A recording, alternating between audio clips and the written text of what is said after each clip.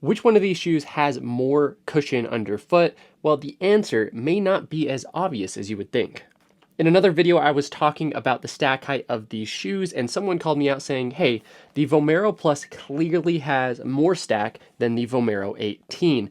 And actually, you would be wrong if you believe that. Now, I understand that visually, yes, it looks like the Vomero Plus has more stack, especially there in the forefoot area. It just looks taller and thicker than the Vomero 18. But one thing that people often forget is that you don't just sit on top of what you see here externally. Many shoes, for various reasons, sometimes just design, sometimes for additional stability, have what we call sidewalls. And that's basically where the foam comes up past where your foot actually sits in the shoe.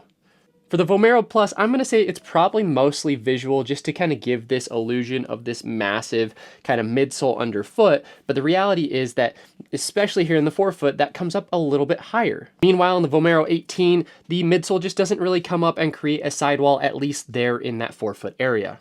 Now, I imagine some people are going to tell me that I'm wrong, so I went ahead and I got some stats. From Running Warehouse, which measures shoes independently, so they actually cut them open and do their own measurements, Running Warehouse says the Vomero 18 has 44 in the heel, 34 in the forefoot for a 10mm drop, and that the Plus has 43 in the heel, 33 in the forefoot for a 10mm drop. So actually, it not only has 1mm less in the forefoot, but also in the heel. Now, at the end of the day, stack height is just one factor because the Vomero Plus actually has full Zoom X versus the Vomero 18 actually has mostly React X there on the bottom. All that to be said, you can't always trust the eye test when it comes to stack heights in shoes.